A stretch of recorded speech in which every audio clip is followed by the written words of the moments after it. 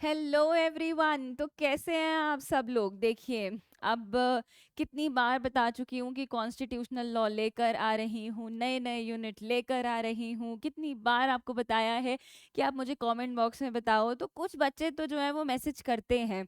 अब देखो, खत्म ही होने वाला है कॉन्स्टिट्यूशनल लॉ, क्योंकि आज एक होगा और फिर उसके बाद एक और यूनिट है और उसके बाद कॉन्स्टिट्यूशनल लॉ 1 और 2 फिनिश। तो कमेंट बॉक्स में बताओ कि वीडियोस कैसी लगी भाई, बताओ कि कुछ कमी है तो क्या लेकर आना है, और अच्छी लगी तो ये भी बता दीजिए। तो आज हम जो है वो शुरू करेंगे यूनिट 4। तो ये मानकर मैं चल रही हूँ कि आप वीडियोस देख रहे हैं और आपको वीडियोस पसंद भी आ रही हैं। बता देती हूँ, आर्टिकल 22 कवर करेंगे, 23 24 कवर करेंगे, 25 और 26 कवर करेंगे हम। ठीक है, चलिए शुरू करते हैं हम। क्वेश्चन है, in what ways does preventive detention under article 22 affect the fundamental rights of an individual? कैसे 22 अफेक्ट करता है? कैसे? What is article 22 of the Indian constitution and what rights does it provides to individuals who are arrested और detained? देखो, मैं शुरू करूंगी, पर मैं उससे पहले आपको ना एक क्विक रीकैप दे देती हूँ कि 22 बेटा किस बारे में बात करता है। देखो, 22 आपको प्रोटेक्शन देता है फ्रॉम अरेस्ट एंड डिटेंशन। ठीक है, बट आप मेरी बात को समझो। जब मैं बोल देती हूँ कि अरेस्ट और डिटेंशन से प्रोटेक्शन देता है, तो arrest on sound grounds, please understand. Total 7 clauses हैं आर्टिकल 22 में। ठीक है, अगर मैं बात करूँ क्लॉज 1 और क्लॉज 2 की, तो बच्चे वो डील करता है प्यूनिटिव डिटेंशन से। We have two sorts of detention, preventive and punitive. Punitive is कि कुछ कर दिया है उसके बाद, प्रिवेंटिव इज पहले ही हमें पूरा सस्पिशन है कि आप कुछ कर देंगे और आपको अरेस्ट कर लिया है। समझ में आई बात? Clause 3 is dealing with the exception, clause 4 to 7 is dealing with the preventive detention की, वो जो है वो बात करते हैं। अरेस्ट जो है वो एक टेक्निकल आपको समझना चाहिए और लीगल वर्ड है। ठीक है, जिसका मतलब है, आप ये कह सकते हो, रेस्ट्रेन करना। ठीक है, तो जिसका भी अरेस्ट होता है ना, उसको मैक्सिमम, उसकी मैक्सिमम लिबर्टीज को बेटा क्या कर दिया जाता है, कन्फाइन कर दिया जाता है, और फिर उसे जो है वो कस्टडी में ले लिया जाता है, उसको अपने कंट्रोल में वो लोग रखते हैं। तो आप एक चीज़ का तो बेहद अच्छे से ध्यान रखिए, आर्टिकल 22 जो है वो दोनों ही टाइप्स ऑफ अरेस्ट के बारे में बात करता है, प्यूनिटिव भी और प्रिवेंटिव भी। ठीक है, एक बात ध्यान रखना, दैट इंडिया इज अ जब हुआ आज़ाद, तो India was a new born Republic. तो इसलिए प्रिवेंटिव डिटेंशन लॉज की ना हमें बहुत ज़रूरत थी। आप पूछोगे मैडम क्यों ज़रूरत थी? क्योंकि बेटा लोग ना स्टेट के अगेंस्ट भी जो है वो बहुत आ रहे थे, तो we need preventive detention laws as well. अगर कोई क्राइम करे उसके बाद, या किसी क्रिमिनल ऑर्डर को फुलफिल करने के बाद, किसी इंसान को क्राइम करने के बाद रोकने से, या दोनों, यू कैन से कि क्रिमिनल अरेस्ट को प्रोटेक्शन देने के लिए आर्टिकल 22 जो है वो पिक्चर में आया। तो सिविल क्रिमिनल कह रही हूँ, प्यूनिटिव और प्रिवेंशन दोनों के बारे में बात करता है। सिविल वाले इसमें फॉल नहीं होते कि भाई कुछ सिविल का हो गया है तो जो है आपने अरेस्ट के लिए इसमें प्रोटेक्शन ले लिया, वो सब इसमें नहीं आएगा। कि लेट्स सपोज कि किसी इंसान ने बेटा जो है वो इनकम टैक्स पे नहीं किया, ठीक है, और उसको अरेस्ट हो जाता है, तो वो अरेस्ट सिविल नेचर का है, वो आर्टिकल 22 में कवर नहीं होगा। इस बात को आप ध्यान में रखना। अगर सबसे पहले बात करें कि प्यूनेटिव और प्रिवेंटिव डिटेंशन में क्या डिफरेंस है, तो बेटा प्यूनेटिव है कि किसी ने कोई क्राइम कर लिया है, अब उसे पनिशमेंट मिल रही है। बट बेटा प्रिवेंटिव, जैसे मैंने आके आपको अभी बताया, क्राइम होने से रोकने के लिए हमें एक एप्रीहेंशन है कि आप ऐसा कुछ कर सकते हैं, पूरी उम्मीद है, तो आपको पहले ही जो है कर लिया। तो प्यूनेटिव डिटेंशन एक्ट के प्रोविजंस हमें बहुत ज़्यादा मिल जाते हैं अगर मैं बात करूँ तो, क्योंकि प्यूनेटिव डिटेंशन जो है ना वो ऑर्डिनरी लॉज में भी बेटा कवर किया गया है, आप सबको पता है। बट अगर मैं प्रिवेंटिव डिटेंशन की बात करूँ तो वी है ओनली है प्रिवेंटिव डिटेंशन लॉज। ठीक है, तो अब जो है हम आगे बढ़ेंगे और आपको बताएंगे। तो देखो वो आपको क्या कह रहा है, article 22 is part of the fundamental rights, ठीक है, of Indian constitution. It provides protection to individuals against what? Against arbitrary arrest and detention by the state. Arbitrary arrest और डिटेंशन बाय द स्टेट के बारे में वो जिक्र करता है। It lays down procedural safeguards for 2 types of detention. ये मैंने आपको बता दिया है, preventive and punitive, after committing a crime, before committing a crime. This is really important which you need to understand. आगे बढ़ते हैं। देखिए, तो प्यूनिटिव डिटेंशन लॉज के राइट्स क्या हैं? तो ऑर्डिनरी अरेस्ट के लिए 22 क्लॉज 1, 22 क्लॉज 2 अगर मैं जो है आपसे डिस्कस करूँ, right to be informed of the ground of arrest, ये बहुत ज़्यादा ज़रूरी है कि आपको किस लिए अरेस्ट किया गया है, ये आपके जो है लोगों को बिल्कुल पता होना चाहिए। ऐसे नहीं कि अरेस्ट कर लिया और बात खत्म। Right to legal representation, arrested person के पास राइट है कि वो कंसल्ट कर सकता है अपने लीगल प्रैक्टिशनर को। और मैं बेटा इस पे जो है आपको केस भी बताऊंगी। We have a case of Hussainara Khatoon versus home secretary Bihar, 1979 का ये केस है कि हमें जो है ये बात की गई थी। Right to be produce before a magistrate within 24 hours, again very important, मैंने पॉइंटर्स फॉर्म में आपको बता दिया है। जिस भी पर्सन को अरेस्ट किया गया है उसे मैजिस्ट्रेट के सामने 24 घंटे के अंदर अंदर प्रेजेंट करना है। अगर आप 24 घंटे के अंदर उसको प्रेजेंट नहीं कर पाए तो फिर अब आपको उसको रिलीज करना पड़ेगा। बट इस बात को ध्यान में रख लो, उसका ट्रैवल और उसको लाने में जो टाइम लगा है वो एक्सक्लूड किया जाएगा, ठीक है। अनलेस अगर कोई मजिस्ट्रेट ऑथोराइज कर दे कि हाँ ठीक है कोई दिक्कत नहीं है। तो ये कुछ सेफगार्ड्स हैं और ठीक है, इनको आपको ध्यान में रखना है। आप 22 के क्लॉज 3 से 7 क्या बात करते हैं? 3 तो एक्सेप्शन के बारे में बात करता है। अगर मैं 3 की बात करूँ तो देखो, आपको 22 क्लॉज 1 से क्या पता चला कि आपके पास हक है कि आप अपने लीगल प्रैक्टिशनर को कंसल्ट कर सकते हो। आपको आपके ग्राउंड्स ऑफ अरेस्ट पता होने चाहिए। 22 क्लॉज 2 से आपको पता चला that you have a right to be produced before a magistrate, कि आपको जो है मैजिस्ट्रेट के सामने प्रोड्यूस होना है 24 घंटे के अंदर। पर अगर आपको 24 घंटे के बाद किया गया है तो नो डिटेंशन, तो क्या कहते हैं, कोई डिटेंशन नहीं होगा, ठीक है। इस बात को आप ध्यान में रखना। और अगर मैजिस्ट्रेट जो है वो ऑथोराइज कर दे तो all together a different story, इसको आप याद में रखिएगा। अब हम आगे आते हैं। आगे आने के बाद हम जो है वो 22 क्लॉज 3 को पढ़ते हैं। 22 क्लॉज 3 मैं आपको बता भी देती हूँ कि क्या कहते हैं, वो एक्सेप्शन है। 22 क्लॉज 3 एक्सेप्शन है, आप उसे एक बार साथ साथ पढ़िए, आप उसे साथ साथ पढ़िए और फिर आपको पता चलेगा कि वो आपको क्या कह रहा है कि अगर किसी पर्सन को डिटेन किया गया है तो कैसे कैसे क्या होगा। अब देखो, वो आपको क्या कह रहा है कि what happens in preventive detention. Preventive detention में बेटा क्या होता है, ठीक है। अब आप ना एक चीज़ का बड़े अच्छे से ध्यान रखना, आप ना इसके क्लॉजेस को बड़े अच्छे से पढ़ना। मैंने तो इसका एक ही क्वेश्चन आपको दिया है कि जिस हिसाब से मैंने आपको बताया है कि आपको जो है वो ध्यान में रखना है कि 22 क्लॉज 1 क्या कहता है, 22 क्लॉज 2 क्या कहता है। पर बेटा बहुत हाई चांसेस हैं कि आपके सेमेस्टर एग्जाम में जो है ना, आपके सेमेस्टर एग्जाम में जो है वो चीज़ें कैसे आए, वो चीज़ें ऐसे आए कि एक पर्टिकुलर क्लॉज दे दिया जाए, ठीक है। एक पर्टिकुलर क्लॉज दे दिया जाए तो क्या कहते हैं, हो सकता है कि भाई वो उसी पे क्वेश्चन पूछ ले।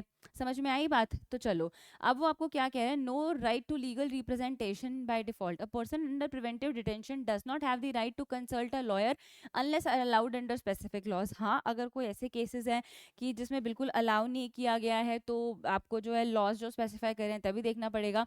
कहीं किसी जगह पर अगर ज़रूरत नहीं है 24 घंटे में करने की तो कोई दिक्कत नहीं है।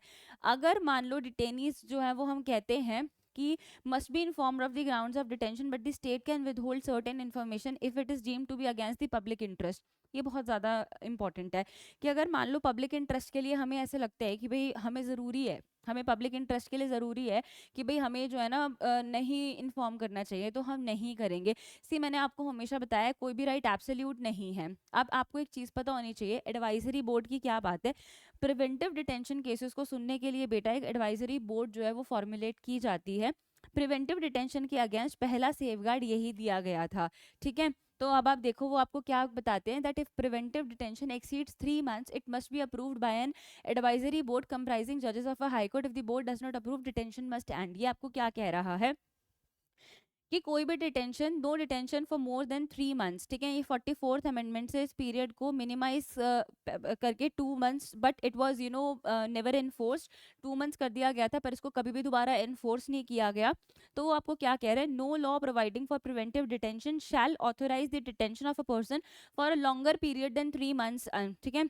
अनलेस कब तक अगर एडवाइजरी बोर्ड जो है वो रिपोर्ट नहीं दे देती before the expiration of 3 months that there is sufficient opinion for such detention. तो अगर एडवाइजरी बोर्ड अग्री कर जाती है कि 3 मंथ्स का टाइम पीरियड जो है वो एक्सीड किया जाना चाहिए, बट कब तक, तो फिर 22 का क्लॉज 4 हमें बताता है कि maximum time can not be extended. जितना टाइम उस एक्ट में प्रेस्क्राइब्ड है आप उससे ज़्यादा उसको एक्सीड नहीं कर सकते। तो यही बात वो बात कह रहा है preventive detention exceed 3 months it must be approved bye advisory board. Advisory board को करना पड़ेगा, पर अगर एक्ट में कहीं दिया हुआ है तो उससे ज़्यादा आप एक्सीड नहीं कर सकते।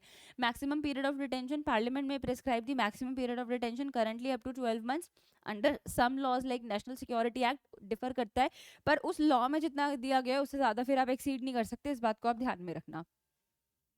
कैसे फंडामेंटल राइट्स को ये अफेक्ट करता है इस बात को देख लो। Limits the right to personal liberty, article 21। Preventive detention laws जो है वो अलाउ करते हैं स्टेट को कि वो रिस्ट्रिक्ट कर सकते हैं पर्सन की liberty without a formal charge और trial which is generally against the principle of this innocent until proven guilty. हमारे देश में तो बहुत मीडिया ट्रायल है, तो आपको जो है तब तक आदमी को इनोसेंट प्रूव करना है जब तक वो गिल्टी प्रूफ नहीं हो जाता। उसके बाद लीगल रिप्रेजेंटेशन का डिनायल है, suspension of a right to consult a lawyer, contradicts the idea of natural justice and can lead to misuse of authority. हमेशा नहीं होता है, कुछ सर्टेन केसेस में होता है, तो इसको हम बस लिखने के लिए लिख सकते हैं। Violation of right of fair trial, जो डिटेन पर्सन होता है is not produce in the court and may not know the full grounds of detention, they can not effectively defend themselves. ये भी हो सकता है कि कुछ केसेस में जो है वो हम उसको नहीं बताते तो फिर वो अपने आप को डिफेंड कैसे करेगा। तो इस तरह कुछ फंडामेंटल राइट्स जो है वो अफेक्ट करते हैं, कॉन्ट्राडिक्ट करते हैं। Potential for misuse bye the state, preventive detention laws have historically been used to suppress dissent, control protest and silence opposition, especially during political unrest. That can be one reason. बहुत ज़्यादा इस पे जो है वो क्या कहते हैं बोलना ठीक नहीं रहेगा। Now the next is conflict with human rights norms। क्यों human rights norms के साथ conflict है? Many international agreements जितने भी हैं तो वो ड्यू प्रोसेस और इन आर्बिट्रेरी एक्शन को करते हैं कि भाई ऐसा नहीं होना चाहिए। तो ये कुछ कारण है कि आप ये लिख सकते हो। एक चीज़ और बता देती हूँ बेटा, कि कोई अगर आपसे नहीं भी पूछे कि वो फंडामेंटल राइट्स को अफेक्ट कैसे करते हैं तो भी आप बताइएगा, कि प्रिवेंटिव डिटेंशन लॉज ये हैं। ठीक है, हमारे पास 4 से 7 क्लॉजेस में सेफ गार्ड्स हैं, फिर आप बताइएगा कि क्या कहते हैं किस तरह से वो फंडामेंटल राइट्स को जो है वो अफेक्ट करते हैं। ठीक है, कि आपको सेफ गार्ड तो मिला ही है बट स्टिल जो है वो किस तरह से अफेक्ट करे, तो आप इन चीज़ों को ध्यान में रख के चलिएगा। और मैं आपको एक चीज़ बता देती हूँ, हमारे पास न्यूमरस केस लॉज हैं।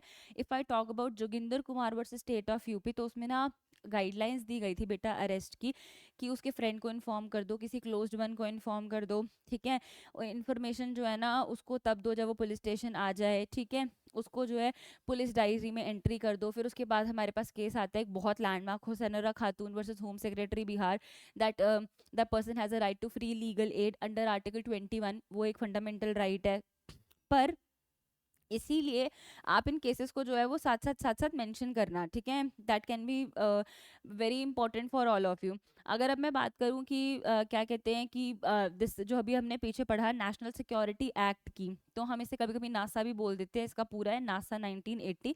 तो इसमें ना वैलिडिटी अपहेल्ड की गई थी। केस का नाम था AK Roy versus union of India. ये था कि कहीं वो कॉन्ट्रावेंशन में तो नहीं है कॉन्स्टिट्यूशन ऑफ इंडिया के प्रोविजन से, बट ये डिक्लेयर किया गया कि ये एक्ट जो है ये वैलिड है। ठीक है, हमारे पास ना टाडा था, हमारे पास पोटा था, हमारे पास UAPA था। तो ना आपको जो है वो सब चीज़ों को ध्यान में रखना है कि वी डू हैव एक्ट्स, ऐसा नहीं है कि हमारे पास एक्ट्स नहीं है और हमें उन एक्ट्स के हिसाब से ही चलना है। तो आप जो है इस वाले को पूरा अच्छे से देख के चलेंगे। मैं ये तो नहीं कहूँगी कि इस पे क्वेश्चन कम आता है, पर इस पे क्लॉज वाइज अगर क्वेश्चन आ जाते हैं तो very carefully you need to answer कि we do have constitutional safeguards against preventive detention laws. Article 22 clause 4 से 7 की हम इस सब में बात करते हैं। हमारे पास राइट है फ्री लीगल एड का, हमारे पास राइट है कि भाई हमें ना ग्राउंड्स कम्युनिकेट किए जाएं। In fact we have this very good saying audi alteram partem, कि हमें जो है अर्लीस्ट अपॉर्चुनिटी मिले, दोनों साइड्स को आप सुनिए। ठीक है, तो बहुत सारी चीज़ें हैं कि एडवाइजरी बोर्ड उसको रिव्यू करे, और उसके बाद ना हमारे पास राइट टू रिप्रेजेंटेशन होना चाहिए।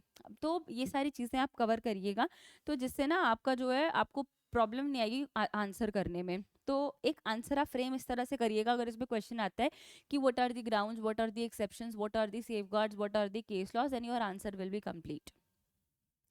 तो बस वो हमें क्या कहता है, एक ड्यूल पर्पस सॉल्व करता है, इंडिविजुअल लिबर्टी को भी और एक परमिट भी करता है कि वो एक्स्ट्रा ऑर्डिनरी स्टेप्स ले सके पब्लिक सेफ्टी को प्रोटेक्ट करने के लिए through preventive detention. Preventive detention क्या है, एक्सेप्शनल केसेस में जस्टिफाइड है, टेररिज्म के केस में, नेशनल सिक्योरिटी के केस में, मैंने आपको बताया ना अभी। ठीक है, तो इसका ब्रॉड स्कोप है, बस आप इन चीज़ों को याद में रखिएगा। कोई दिक्कत ही नहीं है। अब वो आपको कह रहा है discuss the scope and limitations of the right against exploitation under article 23। Article 23 provides trafficking and forced labour but implementation remains a challenge. Very important. Discuss with the help of relevant case laws and this. बेटा article 23 जो है वो बात करता है prohibition of traffic in human beings, ठीक है। अब और साथ साथ 24 भी बता देती हूँ। 24 बात करता है prohibition of what employment of children in factories, ठीक है। Prohibition of employment of children in factories. अगर मैं 23 की बात करूँ तो 23 बात करता है कि वो तीन चीज़ों को प्रोहाइबिट करता है, trafficking in human beings, beggar and forced labour, इनको करता है। ये एक ऐसा अवेलेबल है जो कि स्टेट के अगेंस्ट भी अवेलेबल है और प्राइवेट पर्सन के अगेंस्ट भी अवेलेबल है, तो इस बात को आप ध्यान में रखना। तो हम कहते हैं कि कोई भी प्रैक्टिस जो कि बेगिंग को सपोर्ट करती है या फोर्स लेबर करता है कोई भी, तो वो पनिशेबल है, ठीक है।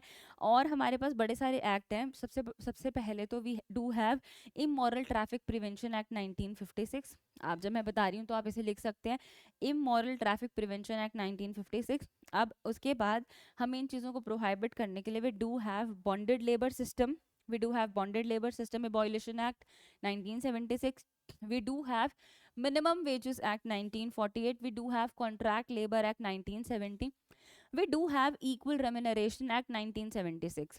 पर एक बात को ध्यान में रखना, आर्टिकल 23 कभी भी प्रोहाइबिट नहीं करता है स्टेट को ऐसे कुछ स्पेशल प्रोविजंस इम्पोज करने के लिए जो कंपलसरी सर्विस या पब्लिक पर्पस के लिए जो है वो ज़रूरी है। तो स्टेट जो है वो डिस्क्रिमिनेट कतई नहीं करता है on the grounds of religion, race, sex, class, किसी भी उस पे।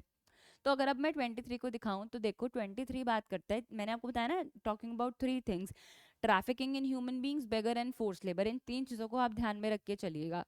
तो आपको क्या कह रहा है, right against exploitation under article 23 of the Indian constitution is a fundamental right aimed at protecting individuals from certain forms of human rights abuses such as human trafficking number 1,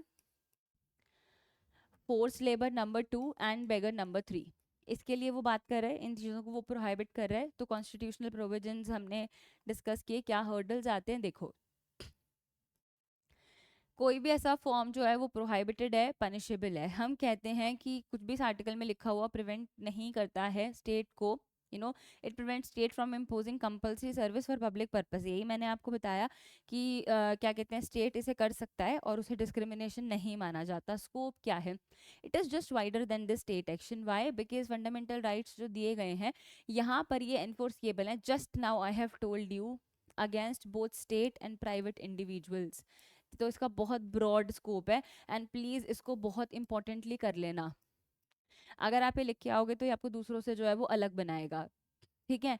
covers various forms of exploitation, trafficking in human beings includes physical, emotional, economic trafficking, often for this exploitation and everything। अब बेगर, जहाँ पर क्या कहते हैं बिना किसी payment के, क्या कहते हैं कुछ ऐसा होता है, आप समझते हो, बेगिंग करना, ठीक है।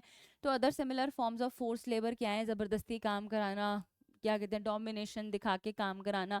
तो जुडिशियल इंटरप्रिटेशन क्या है इसकी, उन्होंने बहुत ज़्यादा इंटरप्रेट इसको किया है, बड़े सारे लैंडमार्क जजमेंट बेटा इसके जो आए हैं उसे आप देख सकते हैं। सबसे पहली बात तो मैं आपको एक चीज़ बता देती हूँ कि if I ever talk about article 23 तो आपको जो है इसको आर्टिकल 17 और आर्टिकल 35 के साथ पढ़ना है।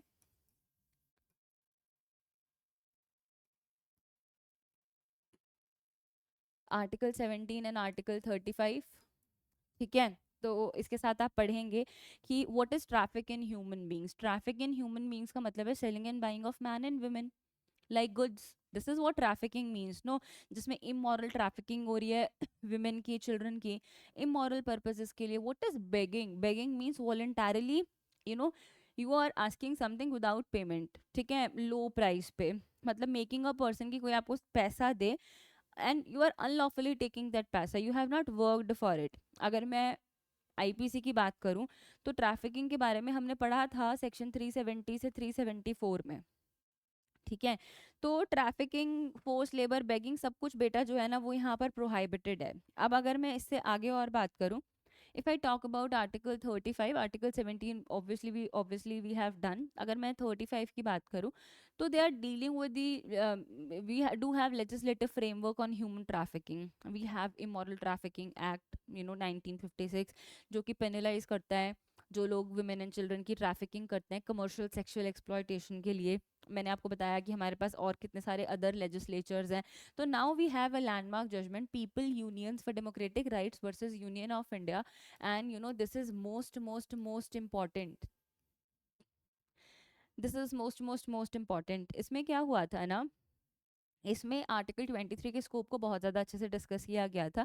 इवन इफ अगर रेम्यूनरेशन पे किया गया था, तो that was hit by article 23. उसे कहा गया कि it is falling under forced labour. क्या हुआ कि आपको कोई फोर्सफुल लेबर नहीं करानी है. अगर किसी की अनविलिंगनेस है तो आप उससे ज़बरदस्ती काम नहीं कराएंगे.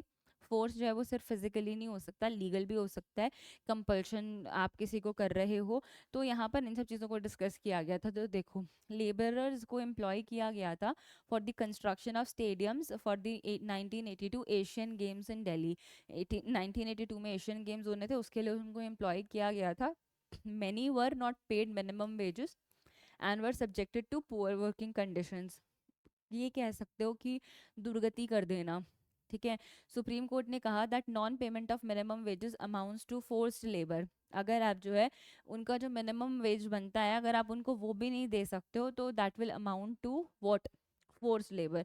तो कोर्ट ने इसके स्कोप को एक्सपैंड किया और कहा कि इकोनॉमिक कंपल्शन जो है वो भी हो सकता है, सिर्फ फिजिकल ज़रूरी नहीं है. Very important landmark judgment. Bandhua Mukti Morcha versus union of India, एक पीएल फाइल हुआ, एड्रेस करा उस इशू को कि बॉन्डेड लेबर्स जो हैं हरियाणा में जो थे, सुप्रीम कोर्ट ने कहा बॉन्डेड लेबर जो हैं वो फोर्स लेबर ही कहलाते हैं, और जो है स्टेट को उन्हें रिलीज़ करना चाहिए और उनको एक ऐसे रिहेबिलिटेशन सेंटर भेजना चाहिए जहाँ पे वो आराम से काम कर सके. तो इस फाउंडेशन को जो है, जो पीआईएल वगैरह फाइल हुए, तो इससे जो है लोगों का जो है ऑब्वियसली बहुत ज़्यादा बेनिफिट हुआ. Then we come to Sanjit Roy versus state of Rajasthan, that is 1983 का केस लॉ. इसमें क्या हुआ था कि जो पेमेंट ऑफ वेजेस हैं वो लोअर थे देन द मिनिमम वेजेस. जो पे आप कर रहे थे that was really minimum age compared to the minimum wages. जो इन पर्सन को आपने एम्प्लॉय किया था फेमिनाइन रिलीफ के लिए, तो वो आर्टिकल 23 का वॉयलेशन था. ठीक है. तो बस इस चीज़ को आप ध्यान में रखो. तो उन्होंने जो है इसको दिया और कहा कि भाई ये तो एक्सप्लॉयटेशन है. तो सोशो इकोनॉमिक रियलिटीज़ क्या हैं, चैलेंजेस क्या हैं कि हमारे पास लीगल प्रोटेक्शन है, ग्राउंड लेवल इन्फोर्समेंट जो है वो मल्टीपल चैलेंजेस फोर्स कर रहा है. मैं इसका आपको बिल्कुल एक अच्छा एग्जांपल दूंगी, अभी आप देखिएगा. तो बॉन्डेड लेबर और ट्रैफिकिंग बिल्कुल प्रेवेलेंट है. Schedule tribe economically backward communities में लोग अभी कंटिन्यूसली जो हैं वो इन कामों में हैं ही, और उनको नहीं मिल पा रहा है अपना बेसिक मिनिमम वेज भी. ठीक है. सेक्स वर्कर ट्रैफिकिंग, आप सब समझदार हैं, आप सब ये जानते हैं. अवेयरनेस ही नहीं है ना बेटा, लोगों को पता ही नहीं है कि that we are entitle to minimum wages. Enforcement of laws ही बड़े वीक हैं. ठीक है ना कहीं अवेयरनेस ही नहीं है, लोगों को पता ही नहीं है कि हमारे पास जो है वो ऐसा कुछ है. इकोनॉमिक कोअर्जन भी है कि क्या कहते हैं ना कि डोमिनेशन है, तो इसीलिए लोग जो है ना क्या कहते हैं कि इतना ज़्यादा मतलब उसको समझ नहीं पा रहे हैं. माइग्रेशन एंड इनफॉर्मल सेक्टर, लोग कहीं से कहीं आ रहे हैं तो उनको रियल उसका आइडिया नहीं है, उन्हें काम चाहिए, तो बस काम करने के लिए बेसिक मिनिमम से भी कम पे जो है वो अग्री हो जाते हैं. बॉन्डेड लेबर सिस्टम एक्ट ने जो है वो कुछ आपको लेजिस्लेटिव फ्रेमवर्क अपने आंसर में ज़रूर लिखने हैं. अबॉलिश किया बॉन्डेड लेबर को. इमोरल ट्रैफिकिंग ने जो है वो ट्रैफिकिंग किया, पर मैं आपको तब भी बता रही हूँ इतने लॉज होने के बावजूद भी हमारे देश की हालत बड़ी ख़राब है. हमारे पास चाइल्ड लेबर प्रोहिबिशन एक्ट है, हमने बैन किया employment of child in hazardous occupations, पर आज भी लोग कर रहे हैं. That is the reality.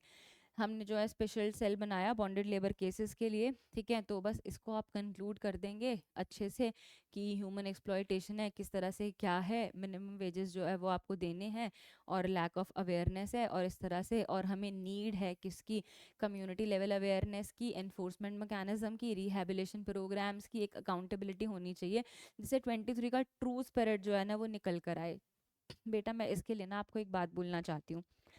मैं आपको इसके लिए क्या बात बोलना चाहती हूँ कि जो लोग भी मुझे सुन पा रहे हैं, maybe your parents are working, या आपका बिजनेस है या ऐसा कुछ है, थिंक अबाउट इट कि क्या आपके शॉप पर या आपके ऑफिस में या आपकी फैक्ट्री में अगर कोई काम कर रहा है, क्या आप उसको मिनिमम वेजेस एक्ट के हिसाब से पे कर रहे हो क्या? एंड आपका दिल जानता है एब्सोल्युटली नॉट. ठीक है। तो अब आप देख लो कि 23 का वायलेशन तो हो ही रहा है, क्योंकि कहीं ना कहीं that will fall under forced labour.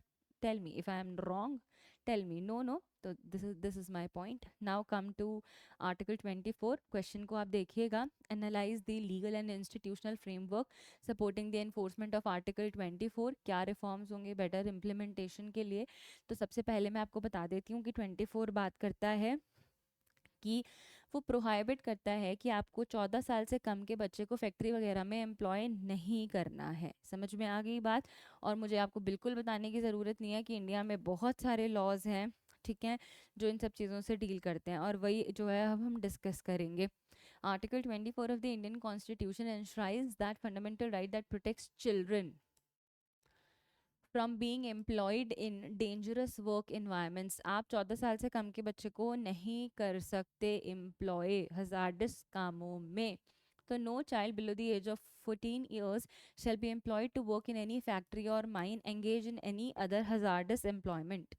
ठीक है, वो इंडिया का कमिटमेंट और डिग्निटी, हेल्थ, चिल्ड्रन का फ्यूचर सब कुछ बताता है। सारी चीज़ों को वो जो है प्रोटेक्ट करता है। और हम सीधा आते हैं कि what are the legal frameworks. We do have child labour prohibition and regulation act, जिसे 2016 में अमेंड किया गया। वो हमें क्या बताता है?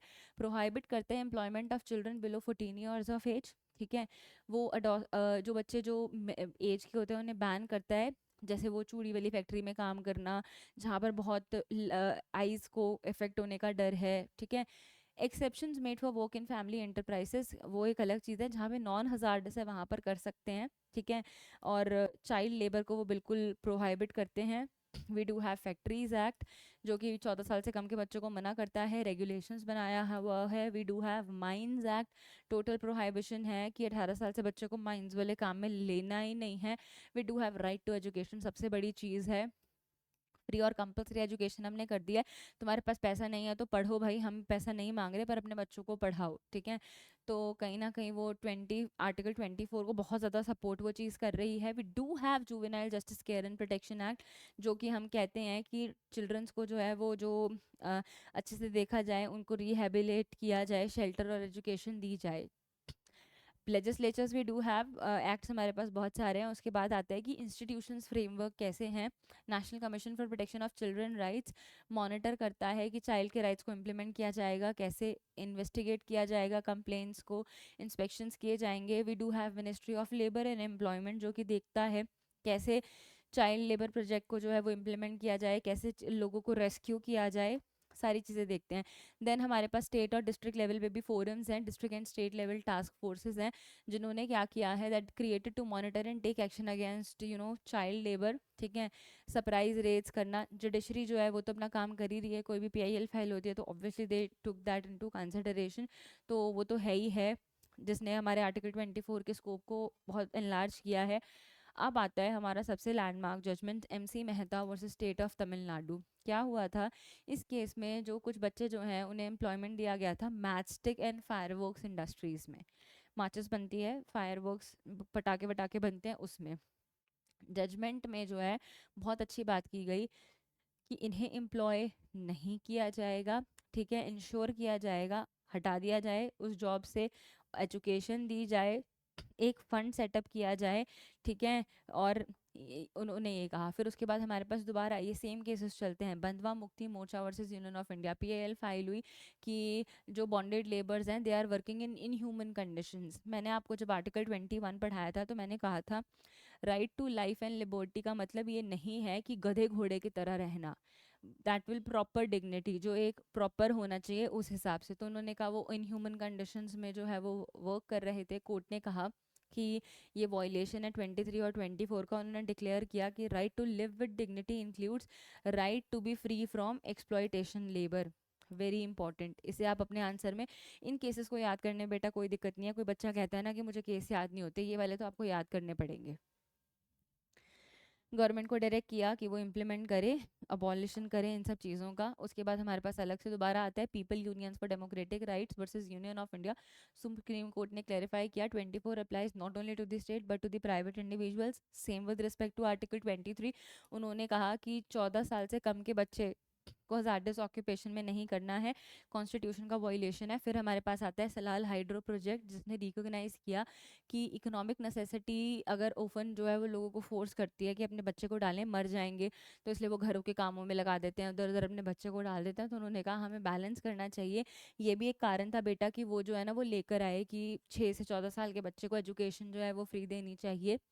क्या लीगल लूप होल्स हैं? Allowing child work in family enterprises open the doors to disguised exploitation.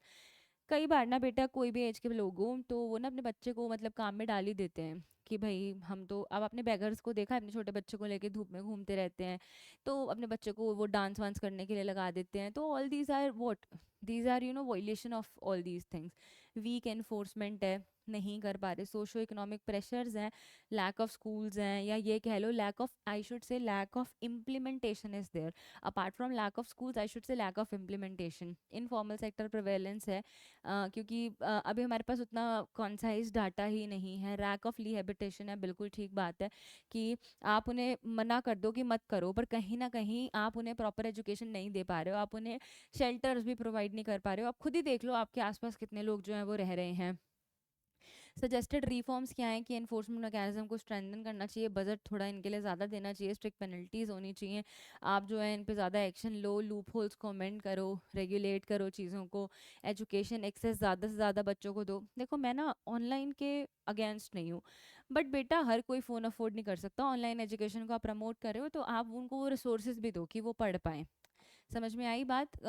Awareness देना चाहिए, जितने भी ये झुग्गी बनी हुई हैं, स्लम्स हैं, गांव हैं, जाकर बताओ, क्योंकि मैक्सिमम यहाँ के लोग ही जो है ना अपने बच्चों को यहाँ पर भेजते हैं। चाइल्ड लेबर कोर्ट्स बनने चाहिए, फास्ट ट्रैक कोर्ट्स होने चाहिए जिनमें फटाफट फटाफट जो है ना इनको जो है वो रिलीफ मिले। ठीक है, ऐसे एन जी ओज़ को जो है वो कोलैबोरेट करना चाहिए, और एन जी ओज़ को बहुत ज़्यादा रोल प्ले करना चाहिए कि वो अवेयरनेस फैलाएं कि भाई हज़ारडस एक्टिविटीज़ में बच्चों को ना भेजा जाए, फैक्ट्रीज़ में ना भेजा जाए। तो बस आप ये सारा चीज़ों को कंक्लूड करेंगे और अपने आंसर को लिख देंगे। ठीक है, तो मतलब कि see it's a collective work, एक आदमी अकेले कभी ये काम नहीं कर सकता, सबको मिलके ये काम करना है। ठीक है, तो आपको जो है सब चीज़ों को साथ लेके चलना है। तो सबका साथ सबका विकास is the one point I should say, और इन चीज़ों को आपको बहुत ज़्यादा ध्यान में लेके जो है वो बिल्कुल चलना चाहिए। ठीक है ना? तो कि भाई आप, मैं आपको एक चीज़ बताऊँ, what are the causes of child labour in India? Why there is child labor in India? I should say because children wages are dependent families, कि बच्चे ज़्यादा हैं, खर्चा ज़्यादा है। ठीक है, लो फैमिली इनकम है, फैमिली डेट है, फाइनेंशियल क्राइसिस है आई शुड से, और कोविड-19 can be one reason. I am not saying कि कोविड-19 से पहले नहीं था, that can be one reason. Lack of educational opportunities, नहीं पता है उनको बेटा, बिल्कुल भी नहीं पता है। एंड यू कैन से कि cheap things are easily available. तो आई शुड से कि इस तरह के कुछ रीजंस हैं। तो हमें जो है वो पब्लिक हेल्थ, पब्लिक सेफ्टी, बच्चों का सब कुछ ध्यान में रखना चाहिए, और हमें ज़्यादा से ज़्यादा जो है वो अवेयरनेस जो है वो फैलाना चाहिए। तो मैं तो आपको यही कहूँगी।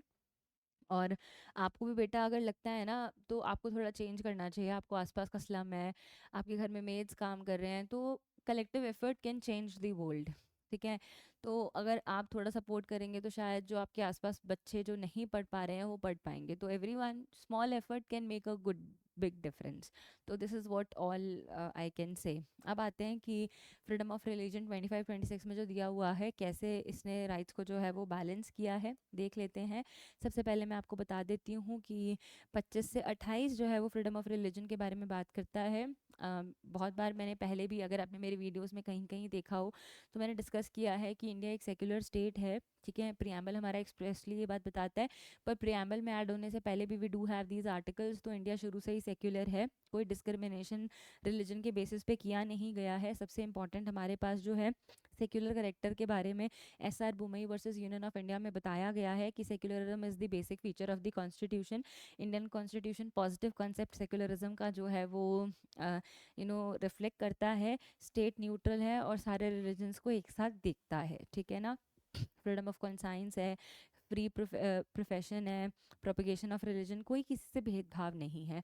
तो बस हम यही बात कह रहे हैं कि it's a part 3 of the fundamental rights.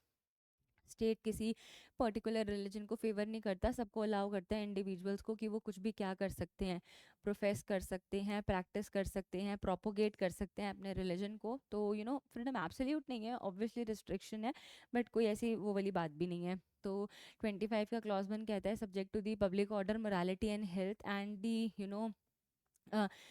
all persons are equally entitled to freedom of conscience, right to freely profess, practice and propagate। जो आपका मन करे आप उसे प्रोफेस करो, आप उसे प्रैक्टिस करो, आप उसे प्रोपोगेट करो। तो what is this profess, propagate and everything. तो आपको बस ये बात समझनी है कि आपको हक है कि आप किसी को भी पूछ सकते हो, किसी को भी प्रैक्टिस कर सकते हो, किसी के बारे में भी जो है वो आप जो है वो प्रमोट कर सकते हो। तो all are equally entitled to all these things. तो सबके पास जो है वो इस चीज़ का राइट है। तो हम कहते हैं इंडिविजुअल राइट है, सबको जो है वो हमने दिया हुआ है। फ्रीडम ऑफ कॉन्साइंस है कि आप जो है वो अपने रख सकते हैं, आपके पास जो है अपने फेथ को ओपन नहीं कर सकते हैं, बिल्कुल आप अपनी प्रैक्टिस को कर सकते हैं, आप अपने बिलीफ को, आप अपने रिलीजियस एक्टिविटीज़ को स्प्रेड कर सकते हैं। लोग निकालते हैं ना, प्रभात फेरी निकालते हैं और इस तरह से सब कुछ करते हैं। तो अब आ जाओ आर्टिकल 25 क्लॉज 2 पे। वो आपको क्या कहता है, सोशल वेलफेयर एक्सेप्शन। वो स्टेट को अलाउ करता है कि वो रिस्ट्रिक्ट कर सकते हैं, रेगुलेट भी कर सकते हैं सेकुलर एक्टिविटीज़ को, लॉज बना सकते हैं, ठीक है। तो कोई ऐसी दिक्कत नहीं है, सब अपने रिलीजन को कर सकते हैं। अब अगर मैं बात करूँ 25 की, तो वो आपको सिर्फ एक छोटी सी बात कह रहा है कि कोई भी एक्सिस्टिंग लॉ है उस पर स्टेट पर कोई रिस्ट्रिक्शन नहीं है। स्टेट चाहे तो आपसे इस राइट को रिस्ट्रिक्ट भी कर सकती है, रेगुलेट भी कर सकती है। मतलब कि आप ये कह सकते हो कि रेस्ट्रिक्ट का मतलब ये नहीं कि आपको प्रीच करने से रोक देगी, but that is the description of the state. Religion को प्रोपोगेट करने के लिए आप रिलीजियस इंस्टीट्यूशन जो है वो खोल सकते हो, सोशल रिफॉर्म के लिए आप जो है वो लॉ बना सकते हो। तो कहीं से भी कहीं तक कोई दिक्कत नहीं है। बेसिकली वो आपको क्या कह रहे हैं कि अपने रिलीजन को प्रोपोगेट करने के लिए आप रिलीजियस इंस्टीट्यूशन को खोल सकते हो, कोई दिक्कत नहीं है। समझ में आई बात? बेटा अब हम कितनी बार एक बात कहते हैं ना कि we do have freedom of conscience, मतलब हमारे पास फ्रीडम है कि हम कोई भी बिलीव, कोई भी कॉन्साइंस कैसे भी जो है वो कर सकते हैं। हमारे पास राइट है कि हम प्रोफेस कर सकते हैं, हम स्प्रेड कर सकते हैं, हम प्रोपोगेट कर सकते हैं, डिस्कस कर सकते हैं, प्रमोट कर सकते हैं, हम कुछ भी कर सकते हैं। तो इंडिया में हमने किसी को रोका नहीं है, because we are a secular country, ठीक है। तो अब 26 पे आए, rights of religious denominations. Every religious denomination और any section thereof shall have right कि वो इंस्टीट्यूशंस बना सकते हैं, अपने अफेयर्स को मैनेज कर सकते हैं, मूवेबल इमूवेबल प्रॉपर्टी को एक्वायर कर सकते हैं, एडमिनिस्टर कर सकते हैं लॉ के हिसाब से, ठीक है। वो सारे उन ग्रुप्स पे लगता है। कलेक्टिव ऑटोनॉमी है। रिस्ट्रिक्शन क्या है, that will subject to public order, morality and health. Judicial बिल्कुल बैलेंस करके चलते हैं। सुप्रीम कोर्ट ऑफ इंडिया ने कहा कि आर्टिकल 25 और 26 बहुत इंपॉर्टेंट रोल प्ले करते हैं रिलीजियस फ्रीडम और सोशल रिफॉर्म और पब्लिक वेलफेयर के लिए। हमारे पास ना बड़े सारे केस भी हैं जो इन सब चीज़ों से डील करते हैं, तो आप इसको देख भी लीजिए। The commissioner Hindu religious Shirur Mutt case जो है, इस केस में क्या हुआ था, commissioner Hindu religious endowments versus Shri Lakshmindra Thirtha Swamiar. Case का नाम ना भी याद हो तो कोई दिक्कत नहीं है। इन्होंने कहा कि इन्होंने मैटर्स ऑफ रिलीजन को जो है वो ब्रॉडली एक्सप्लेन किया। उन्होंने कहा कि एसेंशियल रिलीजियस एक्टिविटीज़ डॉक्ट्रिन जो है वो कोई भी एसेंशियल प्रैक्टिस हो सकती हैं, कोई दिक्कत नहीं है। स्टेट जो है वो सेक्युलर एक्टिविटीज़ को जो है वो रेगुलेट कर सकता है और ना क्या कहते हैं, but not interfere in essential religious practices. सबकी अपनी अपनी रिलीजियस प्रैक्टिसेस होती हैं, तो इंटरफेयर नहीं करेगा, बट किसी को रोकता भी नहीं है। बस वो यू कैन से कि हमारे देश के खिलाफ नहीं होना चाहिए, बाकी कोई कुछ भी करो, स्टेट का भी इंटरफेयर नहीं करता। Dargah committee versus Syed Hussain, again a landmark judgment. Court ने एम्फेसाइज किया कि नॉन एसेंशियल और superstitious practice cannot be protected under the guise of religion. बिल्कुल ठीक बात है, रिलीजन के नाम पे आप ये सब नहीं कर सकते, तो दैट इज़ नॉट प्रोटेक्टेड। तो उन्होंने कहा स्टेट इंटरफेरेंस कर सकती है उन जगहों पर जहाँ पर ये सारी प्रैक्टिसेस हैं, तब कोई स्टेट को नहीं रोक सकता। तो अब जो है again it's a case of शीशा महल versus state of Tamil Nadu. Appointment किया गया टेम्पल प्रीस्ट का, that can be regulated by the state if the core religious activities were not disturb. अगर कोई डिस्टर्ब नहीं हो रही है रिलीजियस प्रैक्टिसेस तो हो सकता है। मैं आपको एक चीज़ बता देती हूँ, हमेशा से इस चीज़ का जा सकता है कि अच्छा ठीक है इस तरह के कोई डिस्प्यूट हैं तो वो कोर्ट में जा सकते हैं, कौन होगा हेड प्रीस्ट, ये सारे केसेस तो बड़े सारे चलते हैं। अगेन सबरीमाला केस बहुत इंपॉर्टेंट केस है। आप किसको नहीं पता है, ये लैंडमार्क जजमेंट है 2028 का कि विमेन की एंट्री नहीं थी सबरीमाला टेम्पल में, क्योंकि उनको लगता था कि जो वहाँ के प्रीस्ट हैं उनका धर्म भ्रष्ट हो जाएगा अगर जो विमेन जो कि पीरियड्स जिनको आते हैं, ठीक है ना, जो मेंस्ट्रुएट करती हैं उस एज की वुमेन्स को अलाउ नहीं था, तो इस प्रैक्टिस को डिस्क्रिमिनेटरी और अनकॉन्स्टिट्यूशनल माना गया। कोर्ट ने कहा essential religious practice must conform to constitutional values particularly equality and non discrimination. उन वुमेन्स को अलाउ ना करना is something like to violation. तो उन्होंने कहा कि इसको जो है वो 25 का ये सवाल नहीं है, तो जो है उस चीज़ को आपको ध्यान में रखना है।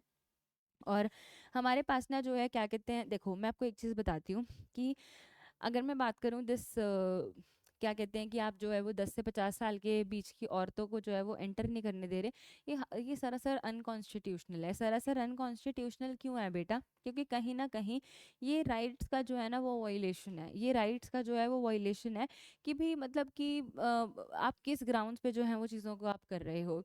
बिजॉय इमैनुअल का हमने बहुत पहले किया था, स्कूल से हटा दिया गया था, निकाल दिया गया था, एक्सपेल कर दिया गया था क्योंकि नेशनल एंथम नहीं गा रहे थे। तो हमने कहा था कि राइट टू बी साइलेंस भी उसमें एक चीज़ हो सकती है। कोर्ट ने कहा कि ऐसा कुछ नहीं है, उन्होंने कोई डिसरिस्पेक्ट नहीं किया, वो जिस कम्युनिटी से बिलोंग करते थे जीवोहा, तो उसमें ऐसी कोई दिक्कत नहीं है। उनको यही बताया गया है कि वो अपना ही बोलेंगे, नहीं बोल रहे हैं तो रिस्पेक्ट कर रहे हैं। तो this is not something against the violation. State of Bombay versus Narasu Appa Mali का एक केस है। उन्होंने कहा personal laws are not subject to part 3 of the fundamental rights. उन्होंने कहा कि इस प्रेसिडेंट को रिकॉग्नाइज किया गया। यूनिफॉर्म सिविल कोड और जेंडर जस्टिस पे जो है वो उन्होंने जो है वो बात की। अब हम क्या कह रहे हैं कि आपने रिलीजन को सोशल रिफॉर्म से बैलेंस कैसे किया है? तो हमने कहा हम एक बैलेंस अप्रोच लेके चल रहे हैं कि हमने रिलीजियस ऑटोनॉमी को भी किया है और हमने ये कहा है religion is not use to justify discrimination equality and regressive practices. हम कभी ये कह ही नहीं रहे कि भी हमने रिलीजन को इसलिए लिया है कि हम कोई डिस्क्रिमिनेशन कर रहे हैं या हम जस्टिफाई कर रहे हैं। हम कह रहे हैं इंडिया एक सेक्युलर कंट्री है, सब अपने धर्म को जो है वो पूज सकते हैं, क्या कहते हैं, स्प्रेड कर सकते हैं, तो कोई दिक्कत ही नहीं है, कोई प्रॉब्लम ही नहीं है। तो हम कह रहे हैं कि रिलीजियस प्रैक्टिसेस असेंशियल जो है वो प्रोटेक्टेड है, सुपरस्टिशियस या बेमतलब की प्रैक्टिसेस को हम प्रोटेक्ट नहीं करते हैं। ठीक है, हमने कहा कि फंडामेंटल राइट्स जो हैं क्या कहते हैं जो 14, 15 एंड 21 में दिए गए हैं वो that override regressive religious practice. Constitutional majority है, सोशल वेलफेयर के लिए हमें ध्यान में रखना है कि लॉज ऐसे बनाए जा सकते हैं तो social justice such as temple entry, caste और इन सबको जो है वो कर सकते हैं। बेसिकली मैं आपको एक छोटी सी बात बताना चाहती हूँ for with respect to 25 and 26 की 25 एंड 26 बेटा आपको एक बिल्कुल छोटी सी बात कहता है।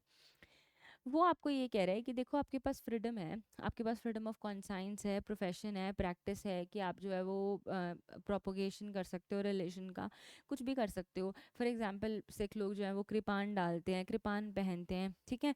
अब सबके अपने अपने हैं, तो हम किसी को रोक नहीं रहे हैं कि आप कुछ करो। इनफैक्ट हम तो ये कह रहे हैं कि आप इंस्टीट्यूशंस भी फॉर्म कर सकते हो, मंदिर बना लो, अपने जो है पढ़ाने के लिए कुछ भी बना लो, हम किसी को नहीं रोक रहे हैं। समझ में आई बात? और इसीलिए ना वक्त के साथ इतने सारे केसेस आने लगे। तो जो ये सबरीमाला केस है that can be one landmark judgment. उन्होंने कहा कि कहीं ना कहीं ये प्रैक्टिस जो है ये फंडामेंटल राइट को जो है वॉयलेट कर ही रही है। तो ना वक्त के साथ धीरे धीरे चीज़ें बढ़ी और हम सिंपल सी एक बात कह रहे हैं कि हमारे पास राइट है फ्रीडम टू मैनेज और रिलीजियस अफेयर्स, हमारे पास राइट है हम किसी भी धर्म को जो है वो पूछ सकते हैं। इंडिया में ऐसा कोई रिस्ट्रिक्शन नहीं है कि आप ये काम नहीं कर सकते, but essential activities are protected, non essential activities are not protected. समझ में आ गई बात? तो बस यही चीज़ हम यहाँ पे कह रहे हैं, एब्सोल्यूट तो बिल्कुल नहीं है, रिस्ट्रिक्शन जो है वो हमारी है ही है। मैं आपके नोटिस में सिर्फ एक बात लाना चाहती हूँ कि अगर आपको कोई केस याद आता है तो आप लिख सकते हैं, बट जैसे फॉर एग्जांपल सबरीमाला केस हो गया और दो चार केस हो गए, बिजॉय मैनुअल का केस हो गया, ये बेटा कुछ ऐसे लैंडमार्क जजमेंट्स हैं जिन्हें अगर आप लिखेंगे तो somewhere somehow that will be really helpful for all of you. समझ में आई बात? तो आई होप आपको वीडियो अच्छी लगी हो, और अगर आप चाहें तो मैं और बहुत सारे केसेस आप लोगों के लिए लेकर आऊँगी आने वाले समय में। तो आप जो है वीडियो को प्लीज़ ध्यान से देखें, कोई सवाल है तो आप वीडियो में ज़रूर पोस्ट कीजिए, लाइक कमेंट बॉक्स में ज़रूर पोस्ट कीजिए। टेक केयर एवरीवन, बहुत जल्द हम मिलेंगे लास्ट यूनिट के साथ। Take care.